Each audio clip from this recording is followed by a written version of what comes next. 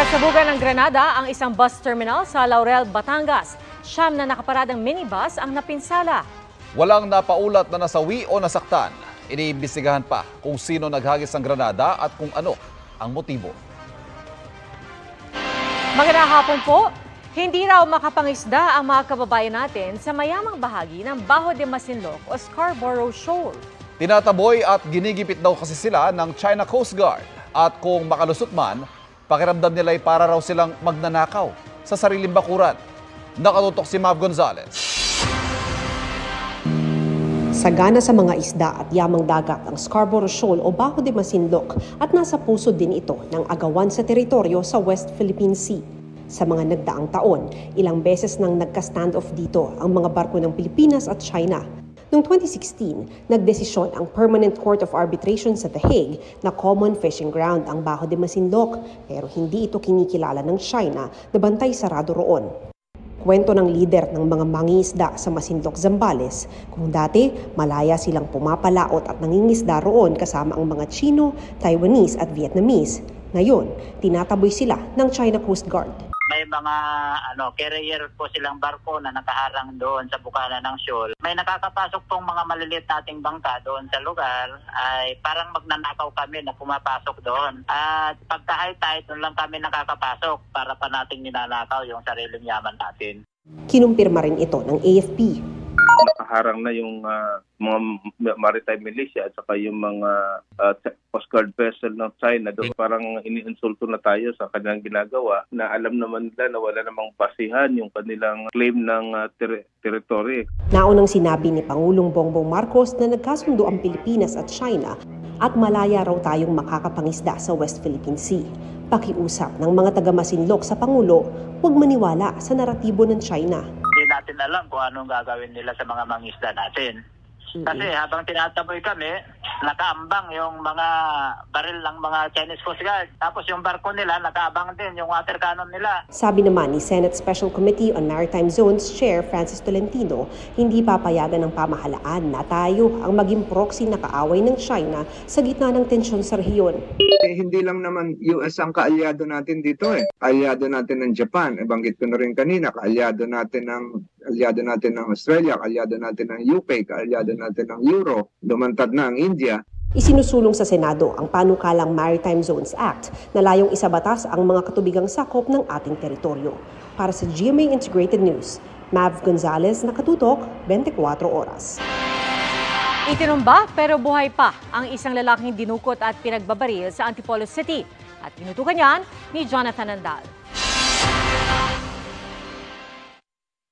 Ito ang pagdukot ng 3 kalalakihan sa isang lalaki sa Antipolo, Rizal. Nasa likod pa ang mga kamay ng biktima. Isinakay siya sa isang puting SUV pero makalipas ang 1 oras, natagpuan na siyang nakahandusay, duguan, may tama ng bala at may gapos pa sa sitio Kabading sa Barangay San Jose. Pero himalang nakabangon ito. Akala namin talaga is mamamatay na yung tao. May 4 na tama sa may panga at isang daplis sa kanyang ulunan sa may bandang noo. He was kidnapped and supposed to be summarily executed. Kaso lang very strong yung will ng tao. He survived, he crawled to his life hanggang sa ma-recover siya ng isang tricycle driver at naihatid nga sa hospital. Sa ospital, binanggit niya ang pangalan ng bumaril sa kanya. Nabanggit niya po talaga yung pangalang Jack. Ito ay nag-uugat sa illegal na transaksyon. Yun ay parang paniningil sa kanya. Naplakahan ng SUV na ginamit ng mga sospek kaya ipapaalerto ito ng PNP sa Land Transportation Office. Magbabantay naman daw ang mga pulis sa ospital para sa seguridad ng biktima. Para sa GMA Integrated News, Jonathan Andal, nakatutok, 24 oras. Mga kapuso, pansin nyo ba ang tila maulap o mausok sa ilang lugar sa Metro Manila? Hindi po yan fog, sabi ng Pag-asa. Ang paliwanag nila at kung anong dapat gawin, alamin sa pagtutok ni Katrina Son. Tila balot ng ulap kagabi ang Pasig City. Gayon din ang EDSA kaninang umaga. At Antipolo na overlooking ang Metro Manila. Pero may mga nababahalang ang hamog na iyan, delikado. Parang may fog. Tapos hindi naman polluted area. Medyo talaga, ingat talaga. Kasi hindi mo alam kung ano yung pwede mangyari. Smog nga ba iyan o fog na may halong smoke o usok? Ayon sa Pag-asa, haze daw ang nakikitang tila usok sa Metro Manila at ilang lugar sa Central Luzon at Calabarzon kamakailan. Yung ating hangin is mas mainit po sa ibabaw kumpara sa nasa ilalim.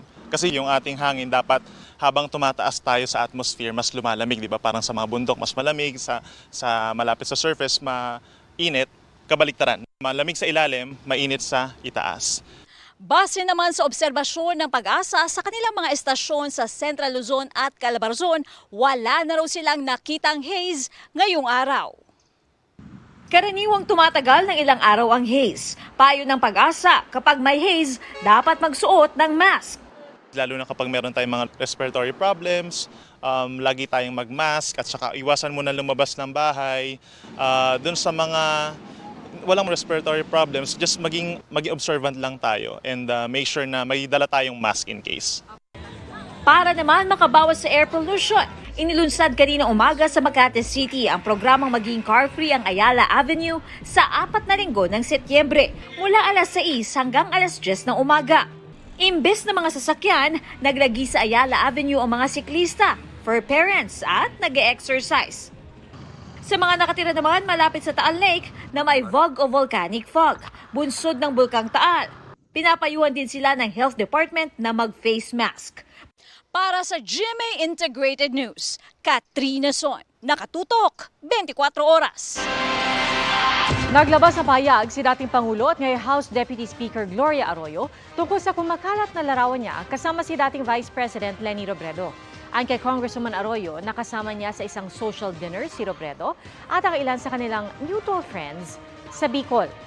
Ayon kay Arroyo, pinag-usapan nila ang politika sa rehiyon.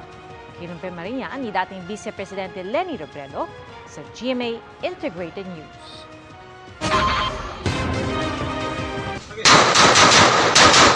Kalabang Lanao del Sur, inirekomendang isailalim sa COMELEC control. Kasunod ito ng pamamaril doon noong August 31 sa gitna ng paghahain ng Certificate of Candidacy para sa Barangay at Sangguniang Kabataan elections. 2 sospek ang sumuko at naharap sa mga reklamo. 71 kandidato naman inisyuhan ng show cause order ng COMELEC dahil sa umano'y election offenses gaya ng premature campaigning. 3 araw ang ibinigay sa kanila para magpaliwanag. Sa October 18 to 28 ang campaign period para sa barangay at SK elections na nakatakda sa October 30.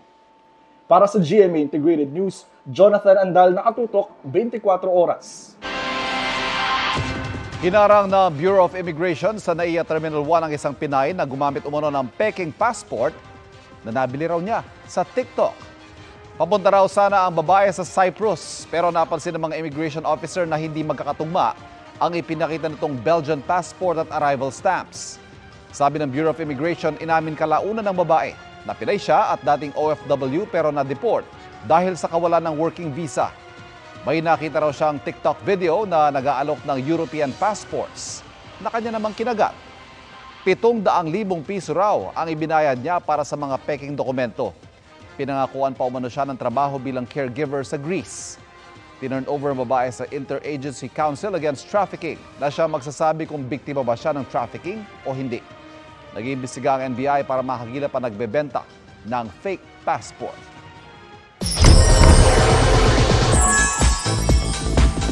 Director Dingdong Dantes is back. Nagbalik sa Director's Chair si Kapuso Primetime King para sa mga huling araw ng top-rating primetime series na Royal Blood. Share ni Dong, marami raw kaabang-abang na twists, kabilang ang pag-crossover ni Jillian Ward as Doc Annalyn Santos ng Abot Kamay na Pangarap. Abangan daw ang mga nakakagulat na revelations na kahit mga cast nga raw sa pinali pa sa September 22, malalaman. Hirap pala yun. Kasi ako yung director, ako rin artista. Pero hindi, dahil sa pagmamahal ko sa show, mahal na mahal ko yung lahat gagawin ko para sa show na to. Huwag palampasin. Sanggol natagpuan sa bakanting lote sa Palawan. At paglayag ng barda para sa maging sino ka man na bukas na.